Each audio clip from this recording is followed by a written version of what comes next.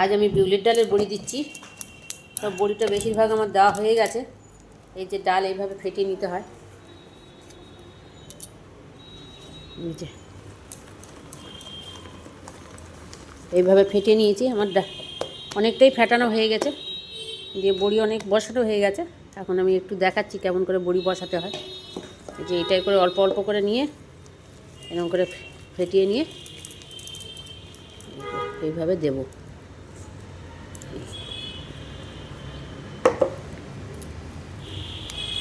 এই যে আমার এতটা বড়ি বসানো হয়ে গেছে। একটু ছোট ছোট করে বড়িগুলো দিচ্ছি, কারণ এটা আমি আমার দিদির জন্য দিয়ে দিচ্ছি। দিদি একটু ছোট ছোট বড়ি পছন্দ করে। এই নেটটা আমি তৈরি করে রেখেছিলাম। আমি দেখেছিলাম এরকম করে নেটে করে বড়ি করা যায়, তাই আমি এই নেটটা প্রায় 1 কিলো ডালের বড়ি ধরবে এরকমভাবে আমি করেছিলাম। একটু অসুবিধা হচ্ছে।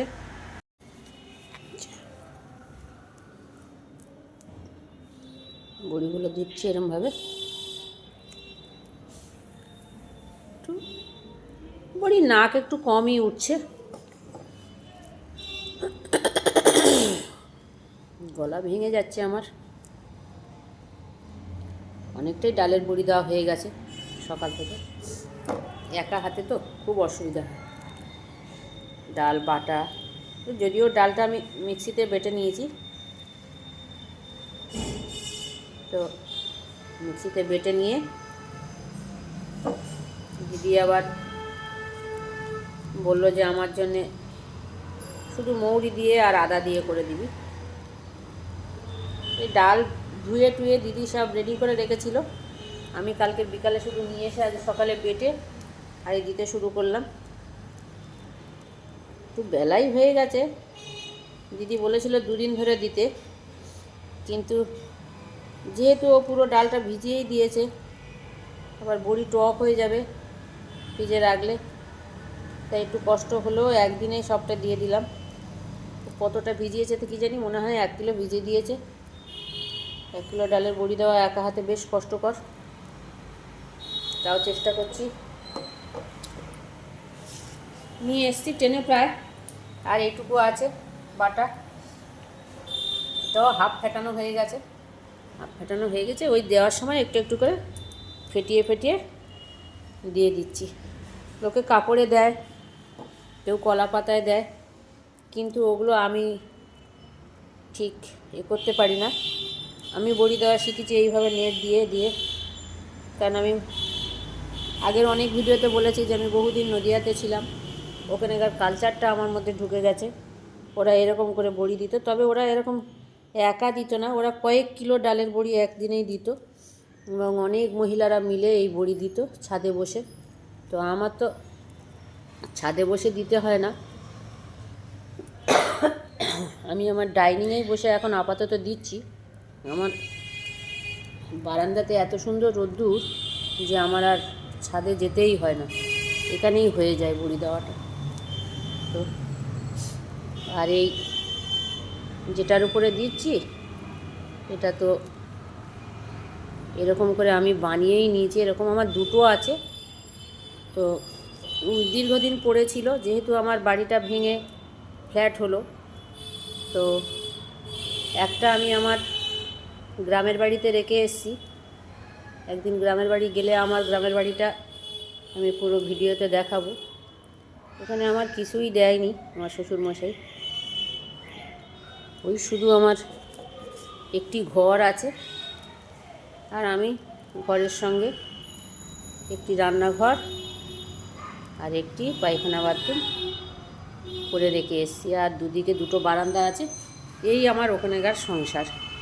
পরে সেটা দেখাবো আর বলবো, এখন বড়িটা নিয়েই দিই। যে ডালটা আমি ফাটাচ্ছি,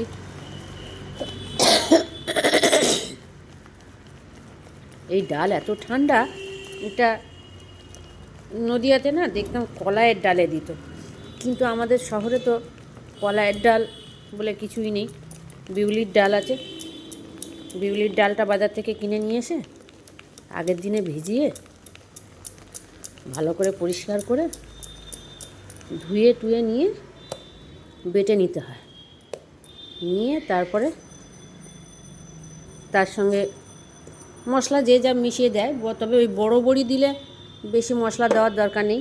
চাল কুমড়ো কিংবা এই যে এইভাবে দেখে নিতে হয় ডালটা ঠিক ঠিক বাটা হয়েছে কি না, এই যে এই ফেনানো হয়েছে কি না। তো ফেনানোটা আমার ভালোই হয়েছে, এই যে ফেটে গেছে ভালোই। জলে ডুবে গেলে ডালটা ভালো করে ফেটানো হয় না।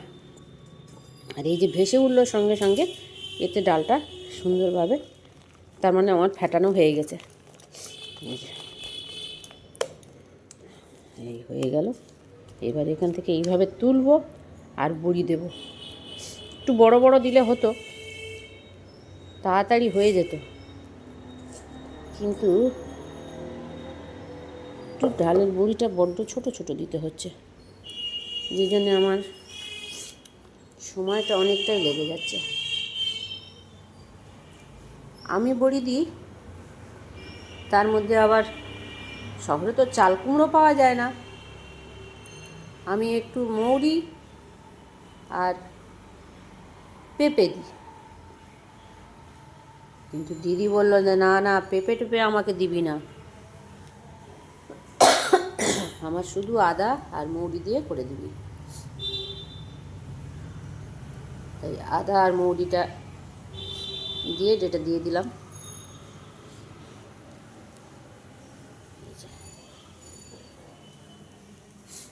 কালকেই নতুন সদস্যটা আমার ঘরে ঢুকেছে, কালকের এটা, এই যে কালকের এলো। এটার মেয়ে বলেছিল মাটা ঘরে ঢুকছে যখন, ও তোমার নতুন সদস্য, ওকে একটা ভিডিও করো। তো আমার আর ভিডিও করা হয়নি, কারণ বাইরের লোকজন ঢুকছিল, এ করছিল। সেই সময় আমার একটু নিজেরে খুব লজ্জা লজ্জা করে, ভিডিও ওইভাবে করতে পারি না, কারোর সামনে কথা বলতে পারি না। এই একা একা যখন থাকি অনেক বক বক করতে পারি, অনেক কিছু বলতে পারি, কিন্তু কারোর সামনে আমি আর কথা বলতে পারি না। আমি তো প্রচুর ঘুরে বেড়াই। আজ বেলুড় মঠ, তো কাল যেখানে সেখানে, মানে যে কোনো রামকৃষ্ণ মিশনেই আমার ঘুরে ঘুরে বেড়ানো। কিন্তু আমি, সবাই আমাকে বলে যে তুমি এত ঘোরো, একটু ভিডিও করো। কিন্তু আমি ভিডিও করে নিয়ে আসি, কিন্তু আমি কথা বলতে পারি না তাদের সামনে। প্রচুর লোকজন থাকে, তো সবাই কী বলবে, কীরকম হাসবে, এই বলে আমি ভিডিও করতে পারি না। যেমন গত শনিবার দিন আমি গেলাম গোল পার্কে, ওখানে একটা প্রোগ্রাম হচ্ছিল। তো আমি লজ্জায় মোবাইলটা বের করতেই পারলাম না। দিদি বলল যে এত ভালো প্রোগ্রাম হচ্ছে, ভিডিও কর।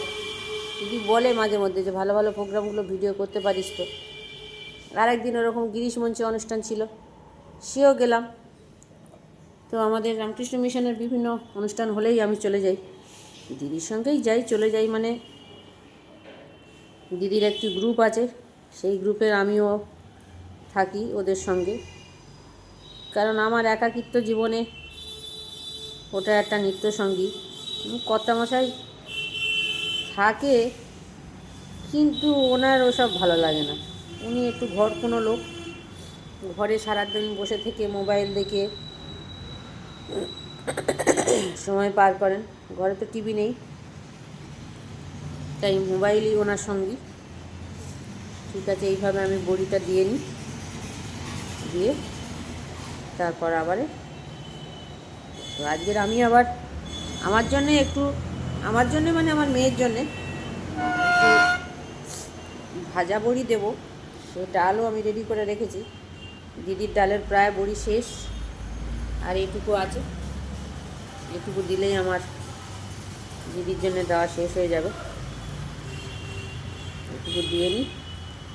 আর আমি অল্প একটুখানি মেয়ের জন্য একটু ভাজা বড়ি করে দেবো, তার জন্য একটু অল্প ডাল ভিজিয়েছি, সেটাও বাটা রেডি হয়ে গেছে।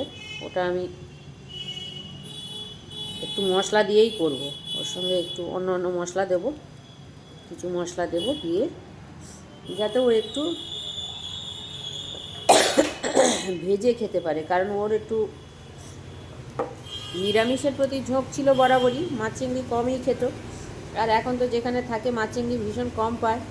ওই সামুদ্রিক মাছ কি সব বলে, কি টুনা ফিশ কী সব পাওয়া যায়, তো এগুলো তো ও খেতে ভালোবাসে না। মাছে ও খুব গন্ধ পায় বরাবরই ছোটো থেকে।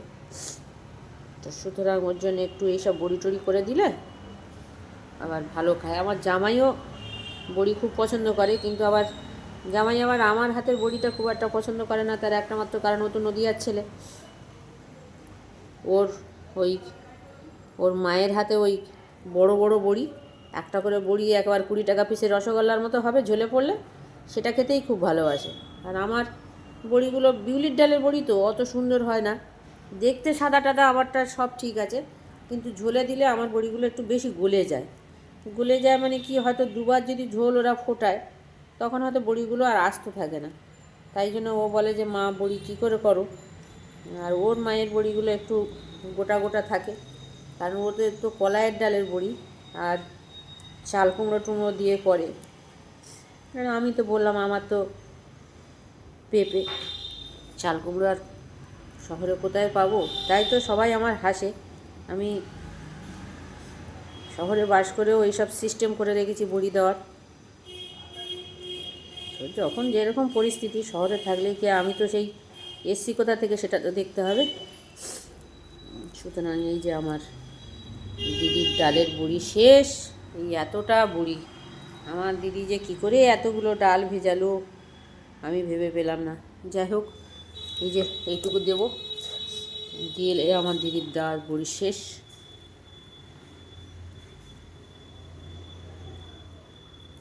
এই যে এই হাতেই আমি ভাজা ডালের বড়িটা দিয়ে নেবো, নাকি ভাজা বড়ি দিয়ে নেবো।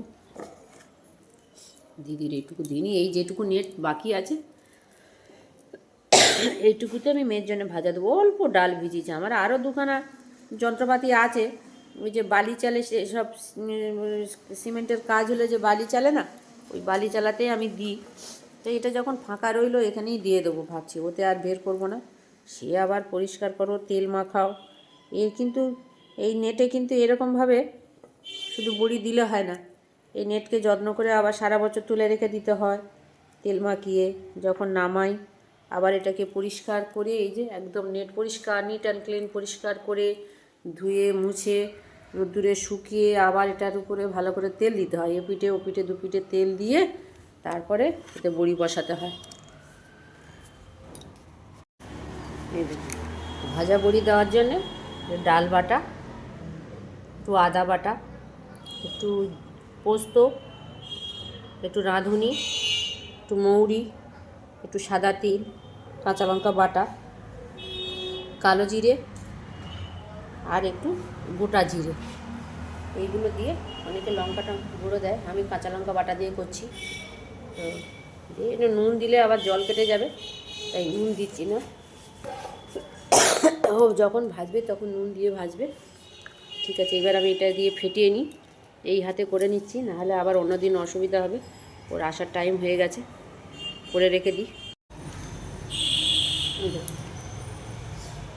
এই একদম ছোটো ছোটো ছোটো ছোটো করে বড়ি, আরও ছোটো ছোটো দিলে ভালো হয়, তো আমার অনেকটা দেরি হয়ে যাচ্ছে বলে আমি তাড়াতাড়ি করে দিচ্ছি, সে বসছে না। একদম ছোটো ছোটো দিতে হবে, ফুটফুট করে ফেলে এরকমভাবে। এই যে হাত জড়িয়ে যাচ্ছে, হাত তো দিদির অনেকটা ডালের বড়ে দিয়েছি, তো হাতটা এরকম হয়ে গেছে। একটু ভিজিয়ে নিলে ভালো হয়, কিন্তু ভিজিয়ে নিলে আবার কি হবে, আবার জল হয়ে যাবে। ওই জন্য আমি আবার করে নিচ্ছি। একটু জল দিলে তাড়াতাড়ি বড়িটা বসে যায়। হাতটা আমার ভিজে যাচ্ছে তো, আর ওই ড্রাই হয়ে গেলে, আর হাত অনেকটাই ড্রাই হয়ে গেছে, দিয়ে আর তখন হতে চাচ্ছে না, উঠতে চাচ্ছে, এখানে না লাগতে চাচ্ছে না, আমার হাতের সঙ্গে আটকে যাচ্ছে।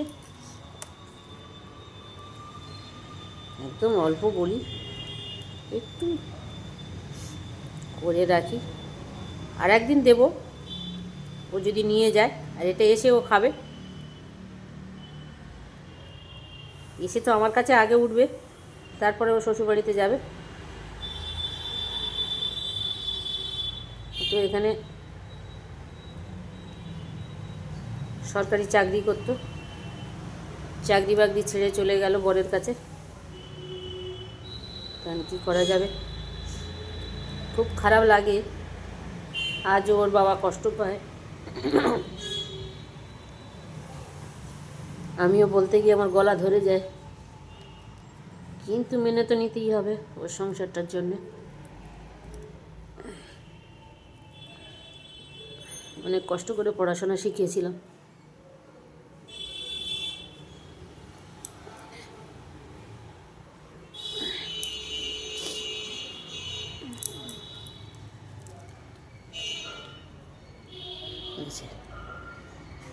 ছোটো ছোটো ঠিক আছে, আমি বড়িটা পুরোটা দিয়ে নিই, পুরো দেওয়া হয়ে গেলে আবার একটু দেখাবো যে কেমন হলো। এই যে ভাজা বড়ি আমার কমপ্লিট। এই যে ভাজা বড়ি, এই যে রোদ্দুরে বসানো হয়ে গেছে বড়ি আমার, বারান্দায় রোদ্দুর। এই যে পুরো এতটা বড়ি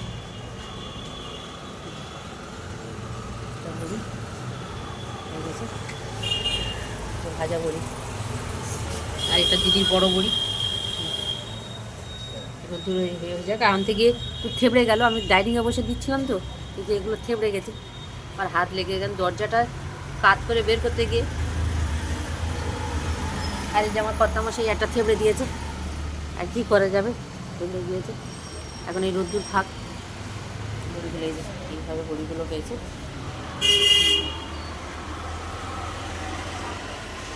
ভাজা বড়িটা আরও ছোটো ছোটো দিলে ভালো হতো, কিন্তু একটু বড় বড় হয়ে গেছে।